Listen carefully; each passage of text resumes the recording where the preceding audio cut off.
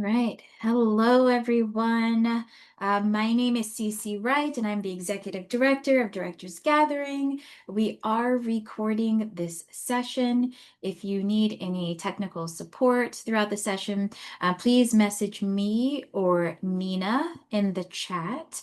You can turn on auto captioning for this meeting by clicking Show Captions or the CC icon in your Zoom toolbar. This session is scheduled to go to 2:30 p.m. Eastern Time, so about an hour. And just a reminder that these sessions today all use the same Zoom link, and I will pass it over to Jeon. Mhm. Hi everyone, thank you so much for being here. My name is Jiwon Jeon. I use she, her pronouns, and I am a theater director from South Korea working at Michigan State University as an assistant professor in directing. And today I'd like to just share my directing journey that invited both me and my collaborators and my students to move through unfamiliarity with curiosity and joy. So this session, Directing Joy Across Borders, reflects on my process of directing Sam-Shik Pai's Inching Towards Yeolha at Michigan State University. It's a contemporary Korean play, and it was produced with primarily non-Korean cast. So I'll talk about some rehearsal strategies and cultural translation and the sustaining power of joy, rigor, and care. So I hope today really feels like a conversation among colleagues, not a lecture. So please feel free to jot down thoughts or questions as we go, and I will open up the space at the end to just have open conversations. All right. So this year's convening asks, what sustains us? So for me, it's these four words: joy, rigor, care, and curiosity. And they sound really simple, but they're hard-won values. And especially when we work across cultural or linguistic borders. Directing Inching Towards Yeolha reminded me that sustainability isn't really about being fearless. It's about meeting fear with curiosity, meeting difficulty with care, and trusting joy as rigorous practice. And I believe that joy, curiosity, and care can sustain directors and ensembles when working with culturally specific plays outside of their immediate lived experience. So directing Sam-Shik Pai's Inching Towards Yeolha with largely non-Korean cast really required navigating cultural translation, representation, and accessibility. And rather than seeing this unfamiliarity as a limitation, we approached it as a source of discovery and connection. And this process really reaffirmed that what sustains us as the theater makers is not certainty, but the willingness to engage rigorously and joyfully with the unfamiliar and creating rehearsal spaces that nurture resilience and artistic possibility. So here's some quick overview of this session. And this whole session, my speech will be only about 30 minutes. And I will go in that 30 minutes, I will go over some quick basics about Inching Towards Yeolha so you know the context of what the story is and why I felt it mattered now and here. And second, I'll talk about how we confronted fear of approaching the unfamiliar, both in casting and how we pushed through it with dramaturgy and rigorous research. And then I'll share some of my rehearsal strategies that I think really fostered care, curiosity, and joy among the ensemble. And finally, I'll open space for dialogue because I know each of you carries different experiences of directing across borders, whatever that means. All right. So, Inching Towards Yeolha is a play written by Korean contemporary playwright Sam-Shik Pai in 2014, and it is loosely inspired by an 18th century Korean philosopher named Yeon, who traveled through China searching for ideas to modernize Korea. And the play really mixed. um, poetic language, absurd humor, and political critique. And it was important to mention that it was not a realism play or like American realism or American like psychological realism play, but it was an allegory. And that style, that genre and elasticity really gave me a way to invite non-Korean cast into the story, not by imitating Koreanness, but by exploring its universal questions of the play. And as the play asks, like, what do we cling to out of fear, and what must we shed to evolve and to move forward? So, the quick synopsis, I won't really read through this, but I'll just give you guys some quick synopsis of the play so you can understand. So, this play starts with Yeonam as he develops an uncontrollable itch and eventually transforms into a giant talking horse. And through this surreal metamorphosis, they see their village, Yeolha, with their new eyes. And the village, really bound by rigid traditions and mirror societies anywhere that fear change. And when I shared this with my students, I really emphasized that the play is ultimately about the violence of sameness, how communities enforce conformity for safety, and but end up like erasing the differences and uniqueness. So that discovery really anchored our process that this was not a Korean story, but a mirror for all of us. So this is just a quick one example of our production photos of like giant talking horse, how she transformed into a puppet. So we had a lot of some puppets in the production too. Um, Okay, so whenever I direct a culturally specific play, I start with two basic questions that probably you all also start. Why now and why here? At MSU, these questions really mattered because most of my actors have never encountered a Korean play, so we really had to clarify the intent early, that we are not performing Koreanness, but we are investigating it. And I named my own position as I am Korean, but I am directing this in an American context, which makes me both the insider and a translator. And that transparency really helped us build trust, and it modeled a cultural humility, acknowledging that every artist, even the insider, has blind spots. Because while I was born in Korea, I spent more than half of my years in foreign countries like China and America.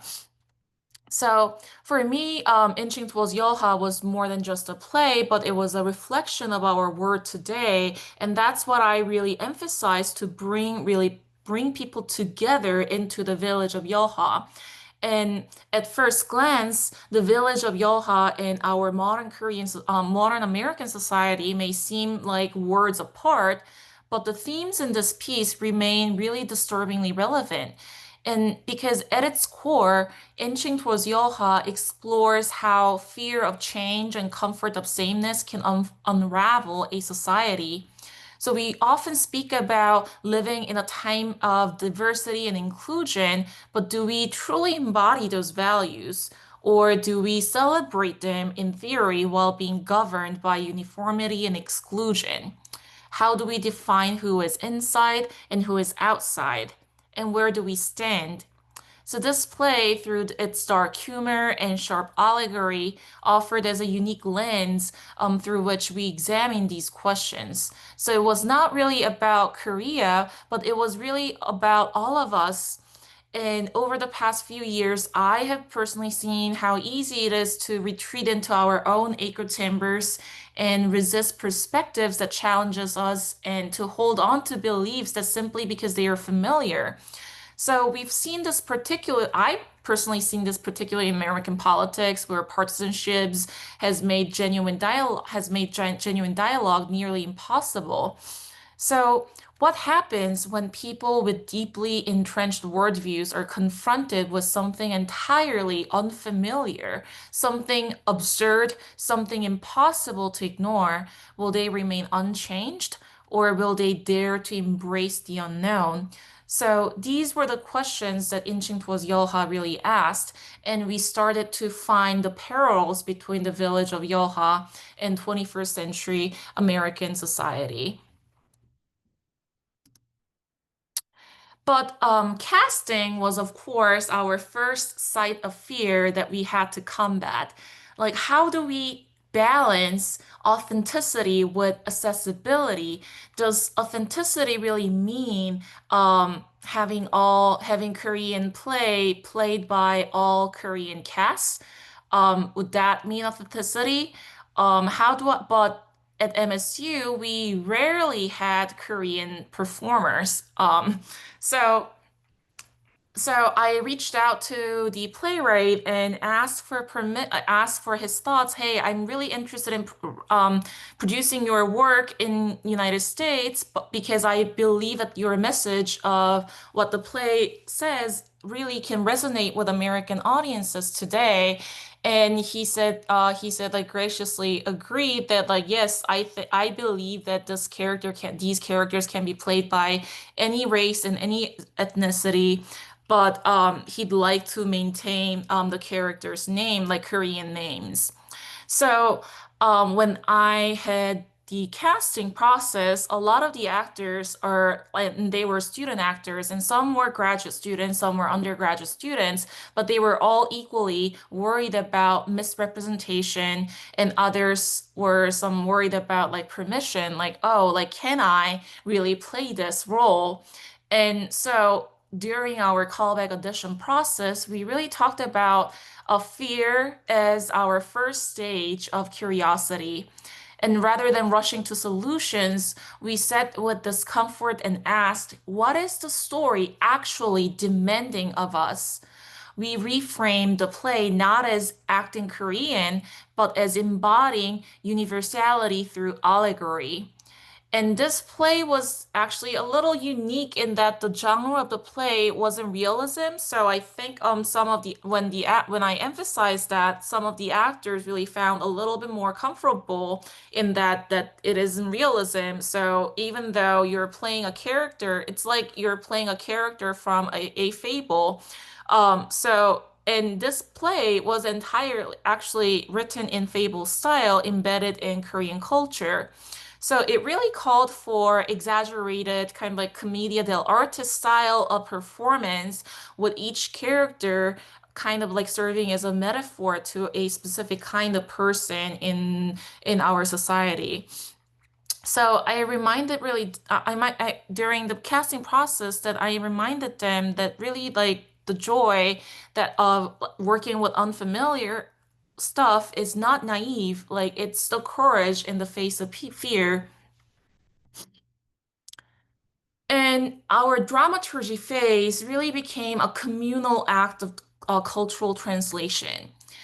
We studied how language, gestures, and songs and the cultural texture of the play, and for instance, we really explore the Korean millet songs in the play, the rhythm of Korean field work, and how the repetition in that song shapes endurance. And also, we compare that to American agricultural folk songs to examine similarities and differences. We also examine some symbolic motifs like tigers and the sand dunes, as they really play a big role in our play. So, for example, like tiger was something that was culturally meant very different in Western and Asian contexts. I've shared how tiger in Korean context is viewed as very sacred spirit animal of Korea, spirit animal who knows everything and who can see what's happening in the world. And a creature that people really revered and feared at the same time.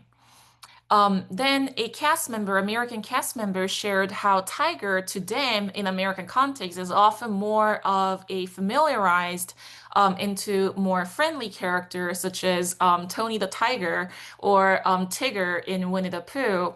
And those were, even though I knew those characters, I never really associated Tiger in the play to those kind of American character. And these types of discussions really shaped how same symbol or same object can be interpreted in a very different social context.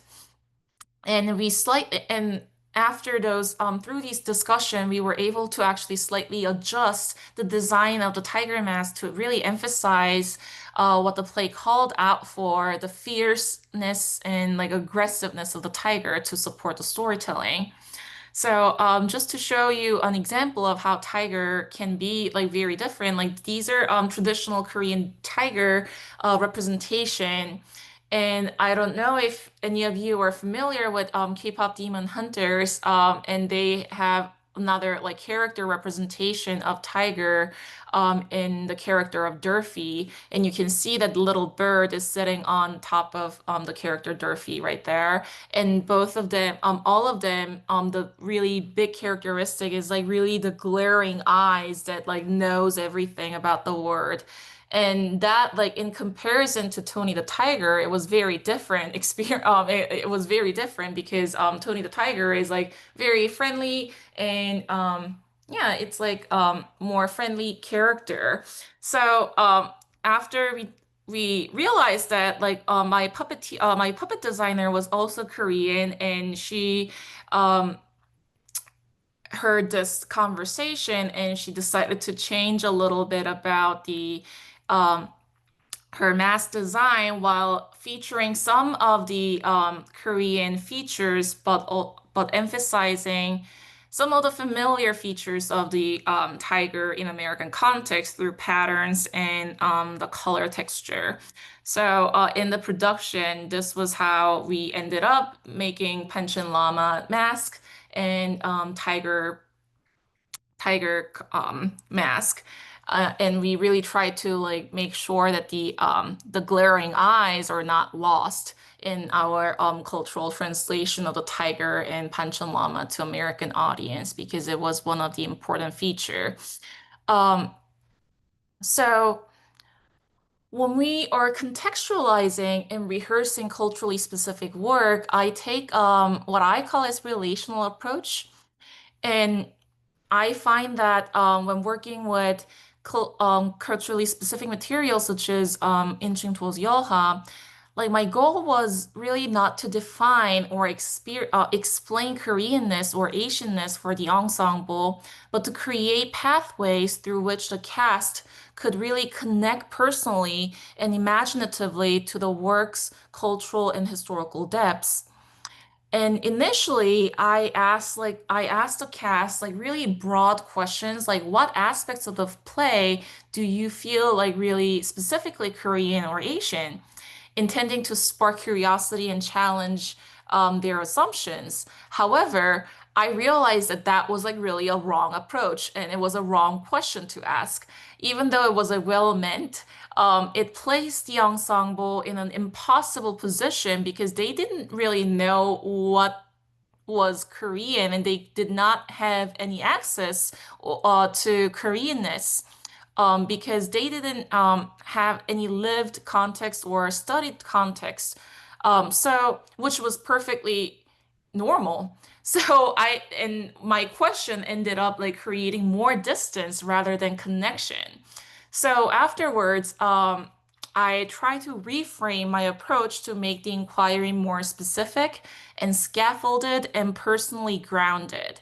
So I decided to just simply share my research on historical sources, such as Yeonam's original diary entries, and contextualized it in a philosophical and cultural resonances.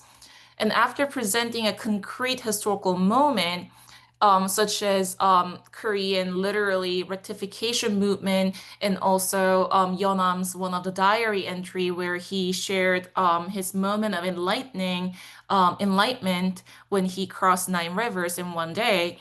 And I asked more focused and dramaturgically driven questions like which character in our play experiences similar awakening like Yeonam that I just shared in historical context? Where do you see the playwright echoing this historical moment of literally rectification movement? What in your own experience resonates with that moment of realization or disillusionment? This method and more specific, asking more specific questions after sharing more grounded research, it really transformed the room's energy. The cast began identifying thematic and emotional parallels rather than trying to like represent or not represent a culture they did not claim as their own. Their insights really illuminated the connections that I would have never discovered myself. For instance, we talked a lot about how sandstorm in the play functions as an external force that blinds us and holds us back to move forward.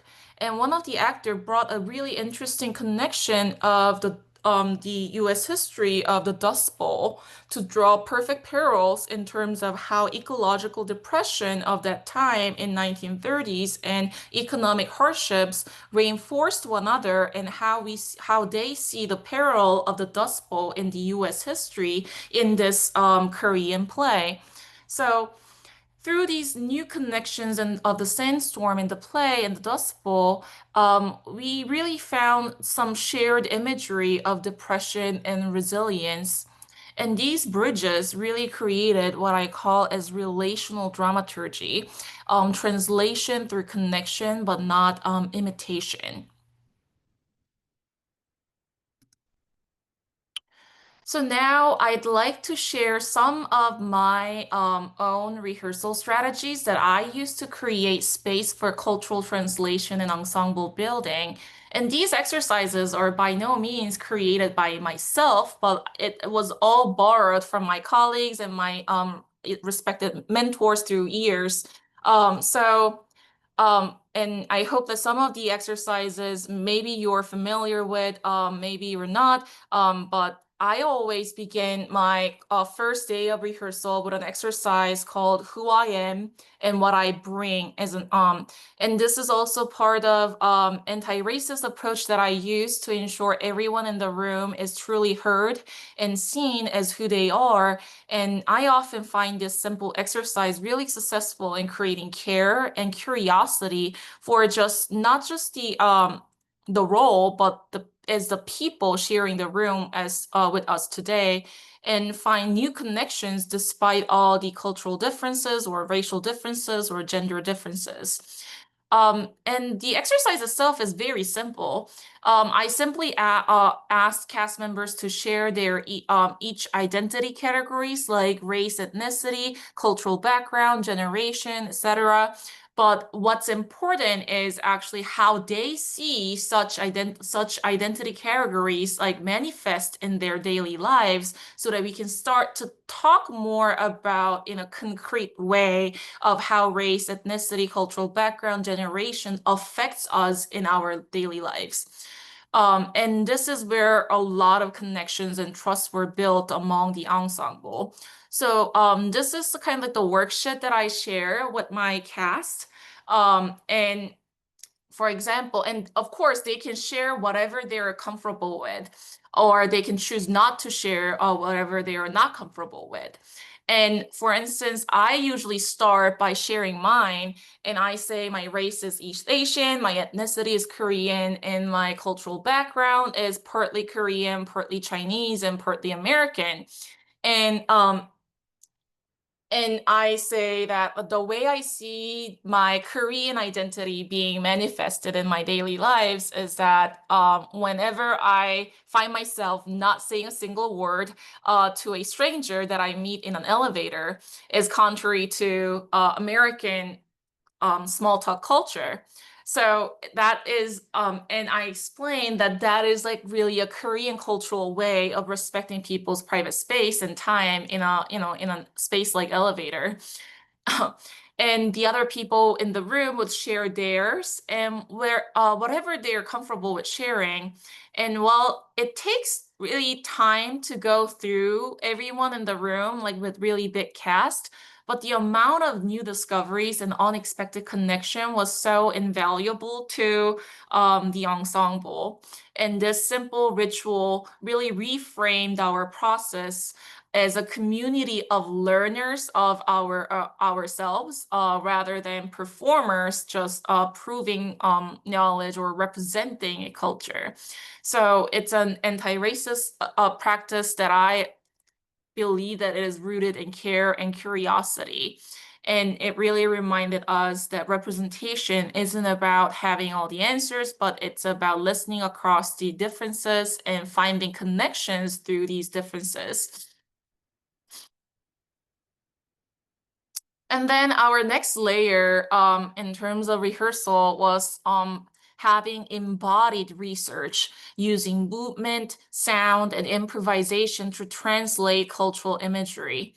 We explore Korean gesture traditions under guidance of Korean traditional movement and choreographer. And instead of copying their movement, we really try to search for the resonance, how it resonates with their own bodies. For instance, a Korean bow and basic step in Korean traditional dance became a moment of really a shared breath and in the play, and the folk rhythm evolved into collective movement. So these devising sessions transformed fear into play, and the actors were of course like really left at their awkwardness, and but that was really the moment when joy entered the room, and that really became our pedagogy in our rehearsal room. Um, so to stage the sandstorm, we used a lot of devising exercises from Complicit Company, and we used our physical body to create more universal language that transcends cultural borders. We grouped them into small groups and observed materials like such as sand, fabric, paper, and created their movement with precision. So we moved from tangible observation to an imaginative embodiment, and how, like, asking like how does air feel in winter versus summer in Korea versus in America, in the desert versus a Michigan lake. Um, by grounding the abstraction in a sensory truth, the students and the actors really created a sandstorm that felt alive and emotional and true in 21st century in Michigan, in East Lansing, Michigan. And that moment really became our metaphor. Like translation is a transformation, not as a replication of other movement. And even when working with culturally specific works, I think there's always something that is universally true across the borders. And in order to really foster joy and curiosity, I find that using our physical body before coming up with like reasoning is one of the most important steps to take in order to bring people all together. So these are some of the pictures of how we try to like recreate the materiality of the sandstorm using Korean fabric called bojagi in our set. And also through our devising methods, it's not really a great picture of the movement, but we really try to like embody the sandstorm and using the sandstorm movement to transform Yeonam into a talking horse. Um, and I'll just skip this video for now. Um, and I'll just go to the next last one. So one of the last rehearsal strategies that I use is essence work. It is one of my favorite devising tools. And I learned this from back when I was in grad school at Northwestern. So essence work is what asks directors, actors, and at times designers to work together to create a nonverbal performance that explore physical and visual and oral landscape of the play. So when text is removed from the work, we must really rely on the power of physical movement of our bodies, design, sound, and music as main storytelling device. And really, that visceral collaboration and the response uncovered emotional truths like faster than any table work could ever do. And during the first week of rehearsal, I always share my own essence work first to the group, even though I do not identify myself as a dancer or an actor. So I found that my willingness to expose myself, that vulnerability, has been very effective in encouraging my actors to be on board with me. To give you an idea of like what essence work is, I just copied one of my prompts. So the prompt itself is very simple. These are some of the excerpts of the prompts, but some of the prompts say, create a word that feels like inching towards Yeolha as you experience it today in America.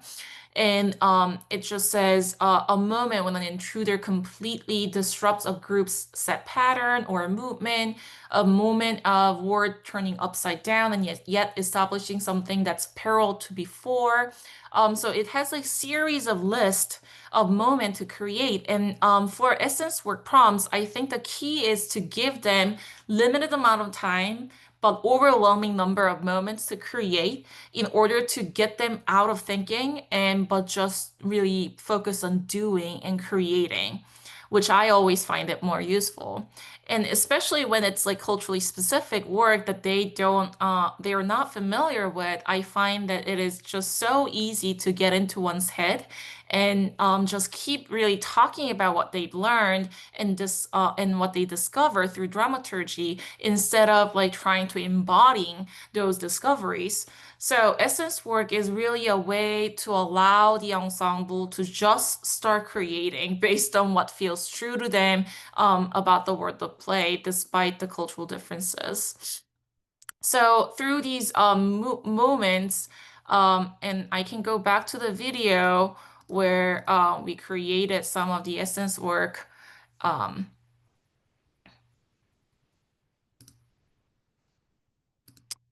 and I'll try to share my.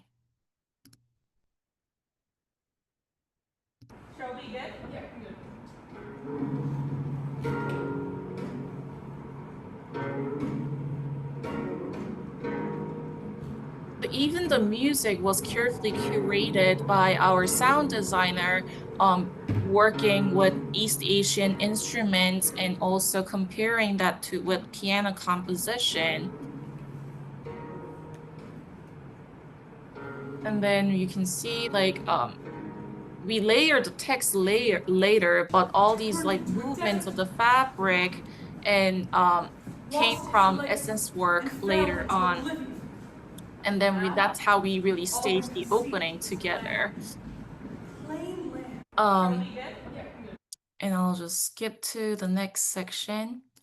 And the outcome of the essence work was really used when we were staging too, because it was so much about in-group bias and who's the inside of the village and who's the outsiders and the disruption that's caused by Yeonam. The group essence were really called for unison movement versus like how the intruder disrupts a pattern. So, and you can see a lot of like these echoing in the production photos too, kind of like when we see all of the groups together in one side of the stage like these, and then it slowly gets divided clearly into half by this intruder from outside Yeonam. Um, so those are some of my ways that I use to tackle um, directing Inching Towards Yeolha with non-Korean cast at MSU. And I'm sure not all of them is very new, but I'd like to like really open conversation now and really hear from you all. And you've heard my story of directing Inching Towards Yeolha, but I know many of you have directed or taught across the borders in your own ways. So, yeah, like I'd like to hear like how do you foster curiosity and joy in rehearsal room that holds cultural difference? Or what practices have helped you balance authenticity with accessibility? How have you felt sustained rather than drained by the unfamiliar? Um, like you to just take a moment to reflect. And if you'd like, I'd like to hear from anybody who'd like to share. But if you don't like to share, or if you have any questions, I am open to answer any questions about my experience. Um, yeah.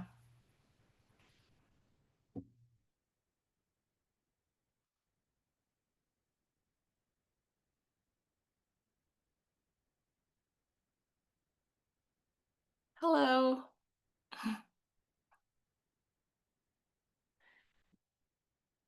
I love number one, I'm like, how do I learn more from you? Have you written a book? Where can I take more information in?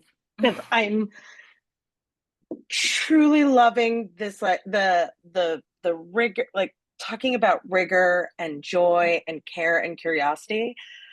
And I just want to like thank you because I feel like I've been trying to find the verbiage around what I'm striving to do, I want to be doing. And I think rigor is just a beautiful word that Mhm, in our last section, we were talking about hard work. And I think mhm, rigor is such a beautiful way to talk about mhm, that, that takes it out of a lot of the context that we talked mhm, about it before. And where does that just innately by the words that you use, I think mhm, hit something where we think of we start thinking 360, we start thinking outside of our boxes, our barriers, mhm, our borders, mhm. whether whatever way that whether they're land created land borders or borders between cultures, Yes. and genders and Mhm, lived experiences. So I think having those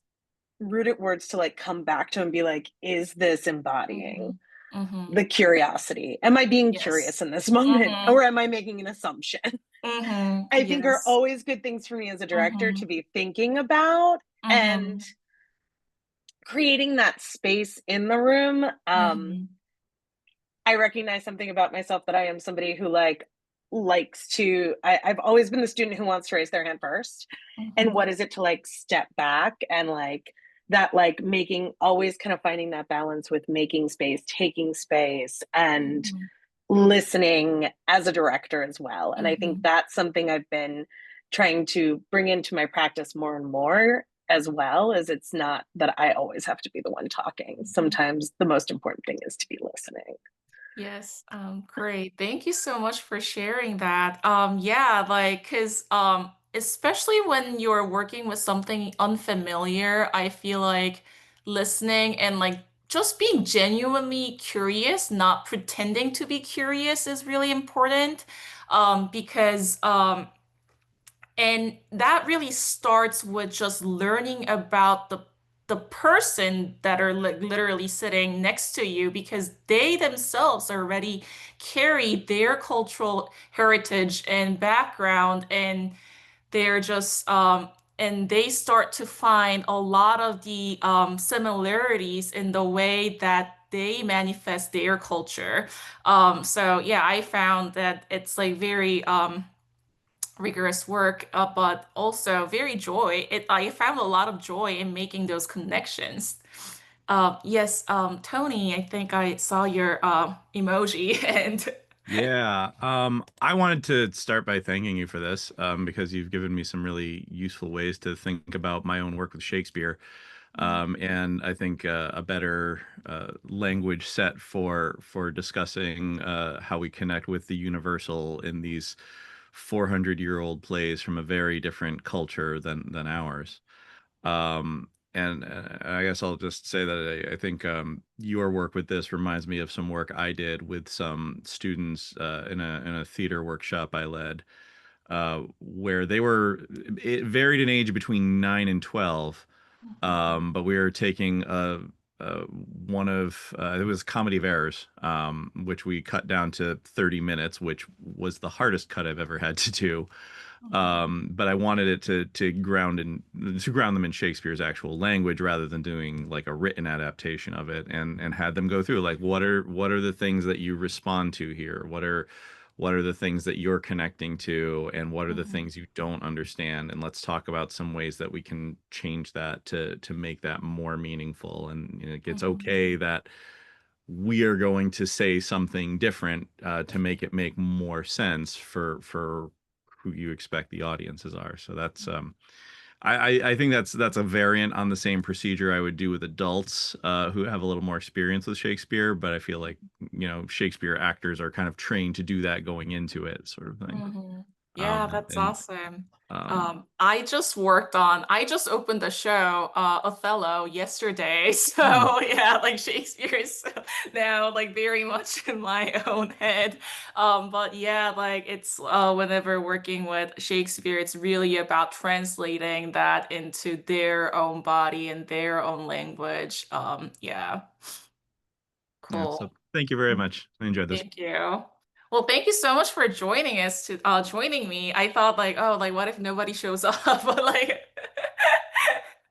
thank you so much. And this is my first time joining directors convening. So yeah, it was very I'm glad that you find at least like some people found it useful listening about my experience, because I was like when I was like preparing this PowerPoint and like, oh, like what if this is just so like mundane and like I know.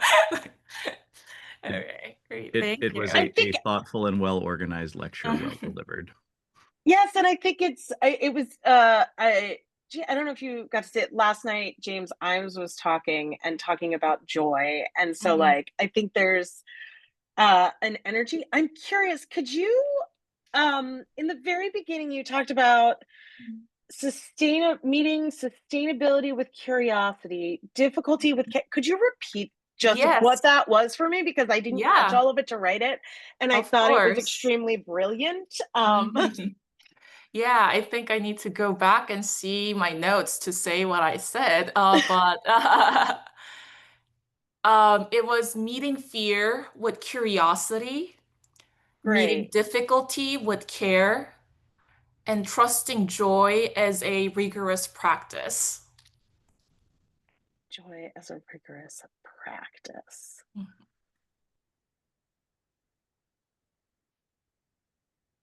Thank you. That's that. You're welcome. I'm like, oh, those are going on my board to remember. So Great. thank you for this learning. Awesome. Okay, great. Yeah, that's thank you so much. That's really all I've prepared. Yeah, like I'd love to connect more if you and yeah, I'm sure we can find the directory of one another in the TG convening. So yeah, like if you have any questions, or I'd love to connect with you or work and you more. So yeah, thank you so much for joining me today. Um, Yeah, absolutely. We will thank you, Jiwan, for your presentation and for conversation afterwards. Certainly, I'll follow up with you to grab any information you'd like to share with folks, and I will definitely be curating some resources about the convening, post-convening for you all to take away. Thank you all for joining us for this session. We'll wrap to a close here. And we'll come back and let's see, for the next session begins 3 p.m. Eastern time. And it's a consulting service. Yes, this dog is Joe, my dog. Yes, he wanted to come into the shot apparently. But yeah, so we'll be back here for the consulting service. Well, we're developing a consulting service and for directors, and so we'll have that. And I hope you can all join us for that too, because that's it's really exciting for us in this next chapter of what we're doing at DG. So yeah, we'll see you in about 4 to 5 minutes. Yeah, Sounds good. same Zoom link. Okay, great. Awesome. Awesome. Thank you Take care. again. Thank you. Bye.